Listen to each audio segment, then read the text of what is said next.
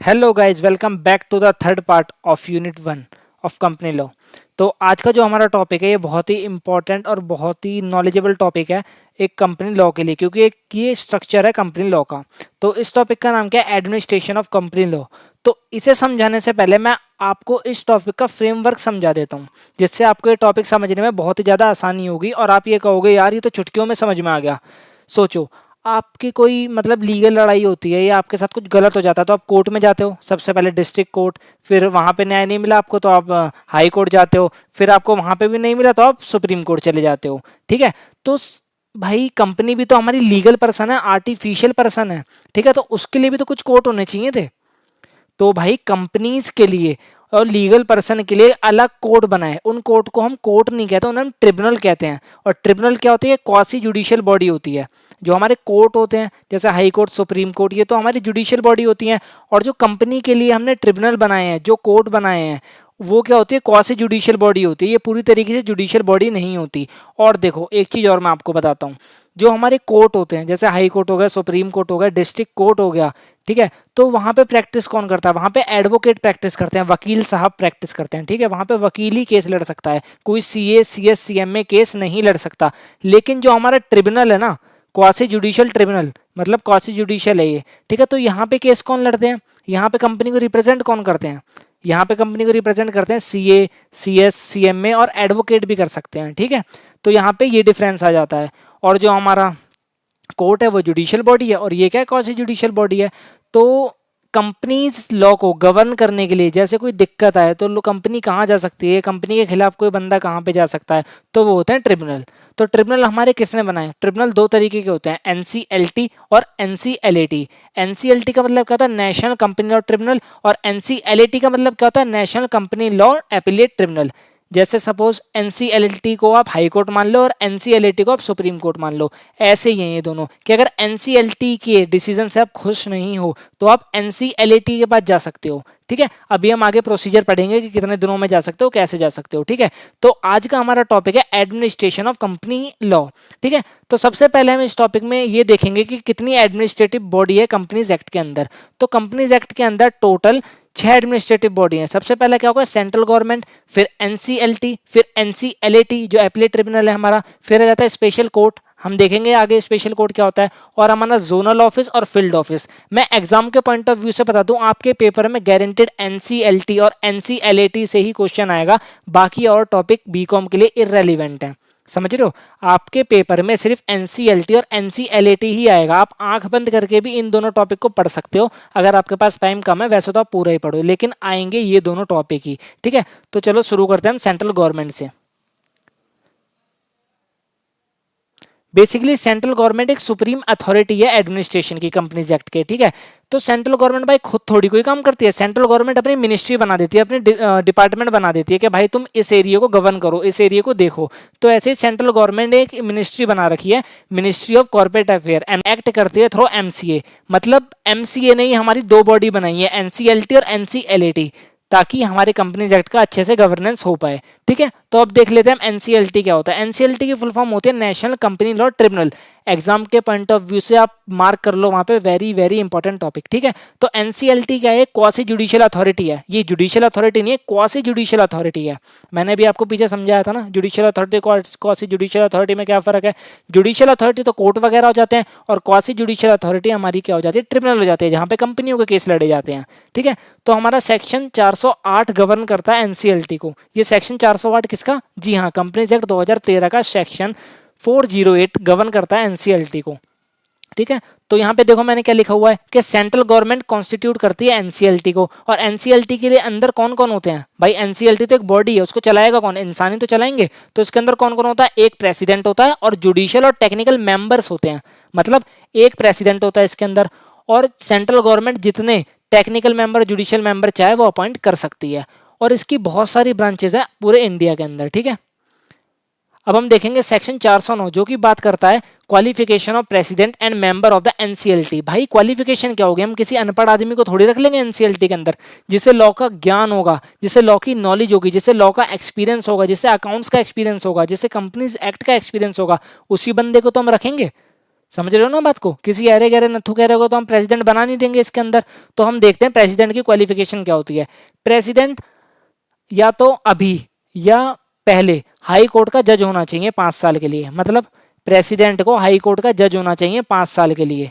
समझ रहे हो? या तो वो 5 साल से हाई कोर्ट का जज था या वो है। ठीक है। जुडिशियल मेंबर की क्वालिफिकेशन क्या होनी चाहिए? वो जज होना चाहिए हाई कोर्ट का और डिस्ट्रिक्ट जज होना चाहिए 5 साल के लिए, और एडवोकेट हो वो मिनिमम 10 साल के लिए।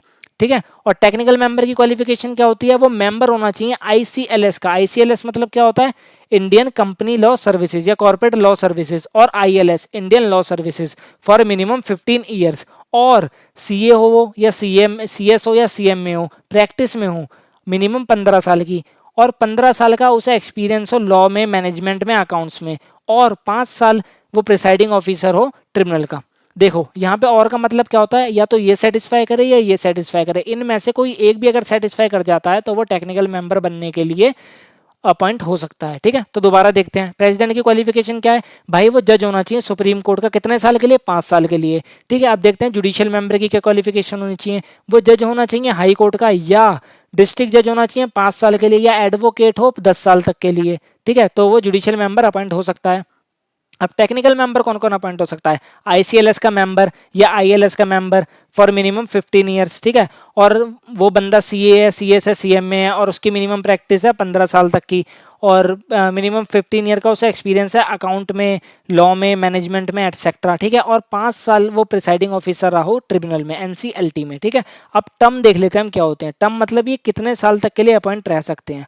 भाई प्रेसिडेंट की टर्म देख लो, 5 साल और 67 of age whichever is earlier. मतलब 5 साल तक के लिए तो उसका है, और मैक्सिमम वो 65 ईयर्स तक ही प्रेसिडेंट बन सकता है। मतलब कोई भी प्रेसिडेंट है वो 5 साल के लिए अपॉइंट होगा, और वो मैक्सिमम कब तक प्रेसिडेंट रह सकता है? 65 ईयर ऑफ एज जब तक उसकी नहीं हो जाती। मतलब 67 एज ऑफ ईयर के बाद उसे निकलना पड़ेगा भाई एनसीएलटी से।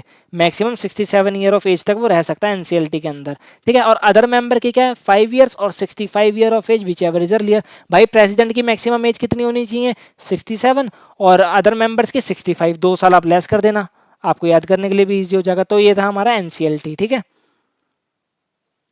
अब देख लेते हैं, अब अगर भाई कोई बंदा एनसीएलटी के ऑर्डर से खुश नहीं है तो वो किसके पास जाएगा? जैसा कि मैंने आपको बताया, वो जाएगा एनसीएलएटी के पास, national company law appellate tribunal. Appellate मतलब उससे बड़ा ट्रिब्यूनल। ठीक है। तो वो 45 डेज के अंदर अंदर उसे जाना पड़ेगा एनसीएलएटी के पास। अगर उसके पास सफिशिएंट कॉज है तो वो मैक्सिमम 45 डेज एडिशनल उसे मिल जाएंगे। ठीक है। और जो भी अगर एनसीएलएटी ऑर्डर को कंफर्म कर देगा, मॉडिफाई कर देगा, सेट असाइड कर देगा, जो भी उसका मन करेगा। ठीक है। तो ये होता है 45 डेज के अंदर ही जा सकते हैं हम एनसीएलटी के पास। और अगर सफिशिएंट कॉज है, अनअवॉइडेबल हमारा कोई इंसिडेंट हुआ है, तो मैक्सिमम 45 डेज की हमें एक्सटेंशन और मिल जाएगी। ठीक है। आप पढ़ने लें इसके अंदर से और क्या क्या लिखा हुआ है अब बारे में। अब जैसा कि मैंने आपको बताया, एनसीएलटी कौन बनाती है? सेंट्रल गवर्नमेंट बनाती है एनसीएलटी को। और एनसीएलटी को सेंट्रल गवर्नमेंट खुद तो बनाती नहीं है, उसने एक डिपार्टमेंट बना रखा है, एक मिनिस्ट्री बना रखी है एमसीए के नाम से, मिनिस्ट्री ऑफ कॉर्पोरेट अफेयर। वो ही बनाती है एनसीएलटी को और एनसीएलटी को। ठीक है। तो एनसीएलटी के अंदर तो हमारे प्रेसिडेंट थे और जुडिशियल और टेक्निकल मेंबर थे, लेकिन एनसीएलटी के अंदर हमारा चेयरपर्सन होता है और जुडिशियल एंड टेक्निकल मेंबर होता है। समझ रहे हो बात को? एनसीएलटी के अंदर प्रेसिडेंट होता है और एनसीएलटी के अंदर चेयरपर्सन होता है। ये बात ध्यान रखना, कहीं आप एनसीएलटी के अंदर चेयरपर्सन लिखाओ और एनसीएलटी के अंदर प्रेसिडेंट लिख के आ जाओ, इसे ध्यान में रखना। ठीक है। अब देख लेते हैं क्वालिफिकेशन क्या होती है। चेयरपर्सन की क्वालिफिकेशन क्या होती है?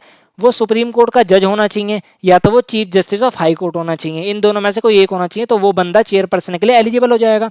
अब देख लेते हैं हम जुडिशियल मेंबर कौन होना चाहिए। वो जज होना चाहिए हाई कोर्ट का, और जुडिशियल मेंबर होना चाहिए एनसीएलटी का 5 साल के लिए। इन दोनों में से कुछ एक भी अगर सेटिस्फाई होगा तो वो जुडिशियल मेंबर के लिए एलिजिबल हो जाएगा। अब देख लेते हैं टेक्निकल मेंबर के लिए, shall be the person of proven ability, integrity, standing and having special knowledge and experience of minimum 25 years in law and accountancy। भाई टेक्निकल मेंबर वही बंदा बन सकता है जिसके अंदर एबिलिटी है, इंटीग्रिटी है, और उसके पास स्पेशल नॉलेज एंड एक्सपीरियंस है मिनिमम 25 साल का लॉ के अंदर, अकाउंटेंसी के अंदर, या इनसे रिलेटेड फील्ड के अंदर। तो ये हमारी क्वालिफिकेशन होगी चेयरपर्सन, जुडिशियल मेंबर और टेक्निकल मेंबर की। होप आपको समझ में आई होगी। अब हम देख लेते हैं इनकी टर्म। चेयरपर्सन की टर्म क्या होती है भाई, 5 साल और 70 year of age which average earlier, जो भी इनमें से जल्दी है तो वो उसकी टर्म हो जाएगी। मतलब मैक्सिमम एज कितनी हो सकती है चेयरपर्सन की, 70 साल, भूलना मत। और अदर मेंबर की कितनी मैक्सिमम एज हो सकती है, 65 ईयर ऑफ एज। ठीक है, इनके टर्म अच्छे से याद करने हैं आपको, इनकी क्वालिफिकेशन याद करनी है, क्योंकि ज़्यादातर क्वालिफिकेशन पे क्वेश्चन आता है। अगर आपके पास टाइम कम है और आपको बहुत ही इंपॉर्टेंट कॉन्सेप्ट जानना है कि हाँ ये तो पेपर में बन ही सकता है, तो भाई मैं आपको ये बता रहा हूँ कि क्वालिफिकेशन पेपर में 110% बन सकती है इस टॉपिक से, मतलब इस पार्ट से। ठीक है, तो आप क्वालिफिकेशन पे ज़्यादा जोर देना। अब आ जाते हैं हम एक टॉपिक पे जिसका नाम है expeditious disposal bye tribunal and appellate tribunal. मतलब इसका मतलब क्या होता है कि भाई एनसीएलटी के पास या एनसीएलएटी के पास कोई भी केस या अपील या पिटीशन आई है, तो एनसीएलटी और एनसीएलएटी उसे कब तक सॉल्व कर देंगे, डिस्पोज ऑफ कर देंगे। डिस्पोज ऑफ मतलब कब तक सॉल्व कर देंगे या खत्म कर देंगे। तो भाई 3 महीने के अंदर अंदर उन्हें खत्म करनी पड़ती है। समझ रहे हो ना बात को।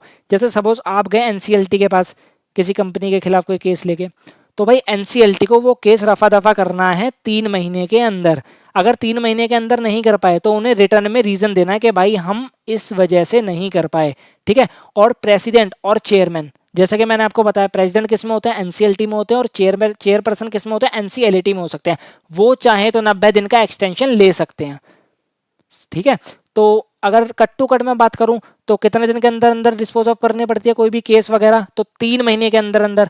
और एक्सटेंशन कितनी मिल सकती है इन लोगों को, प्रेसिडेंट और चेयरपर्सन के द्वारा, 90 दिन की मैक्सिमम। ठीक है, अब हम देख लेते हैं अपील टू सुप्रीम कोर्ट।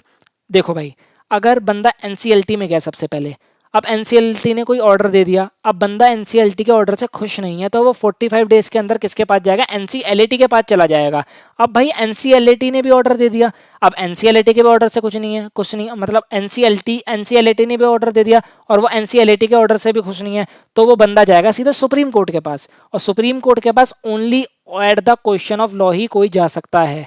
ठीक है, इससे अलावा और कोई नहीं जा सकता। और टाइम कितना होता है, 60 दिन का टाइम होता है, और 60 दिन की एक्सटेंशन भी मिल जाती है अगर सफिशिएंट कॉज है तो। ये भी ध्यान रखना, ये भी इंपॉर्टेंट है।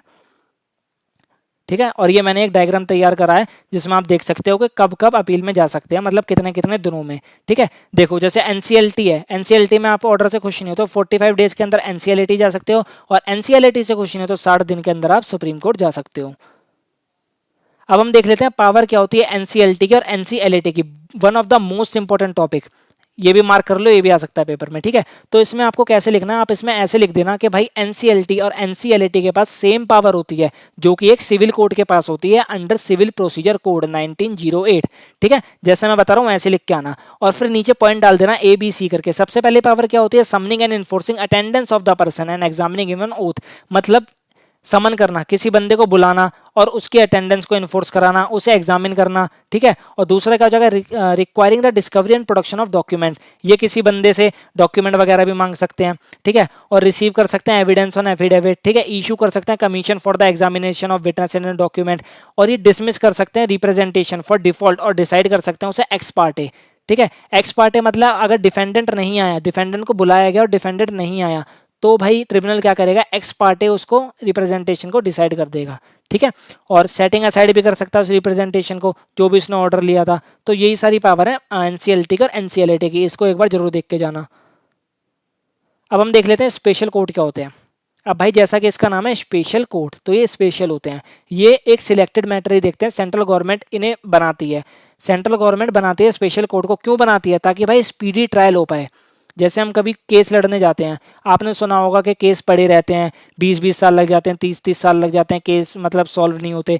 लेकिन स्पेशल कोर्ट के साथ ऐसा सीन नहीं है। सेंट्रल गवर्नमेंट ने स्पेशल कोर्ट इसलिए बनाया है ताकि स्पीडी रिडर्सल हो पाए, स्पीडी ट्रायल हो पाए किसी भी ऑफेंस का। ठीक है, और स्पेशल कोर्ट के अंदर सिर्फ एक सिंगल जज ही होता है, और सिंगल जज कौन बन सकता है, सेशन जज बन सकता है और एडिशनल सेशन जज बन सकता है। अब जो भी स्पेशल कोर्ट की प्रोसीडिंग्स होती हैं वो सीआरपीसी की प्रोसीडिंग होती हैं। ठीक है, सीआरपीसी मतलब क्रिमिनल प्रोसीजर कोड 1973 की प्रोसीडिंग अप्लाई हो जाती है स्पेशल कोर्ट में।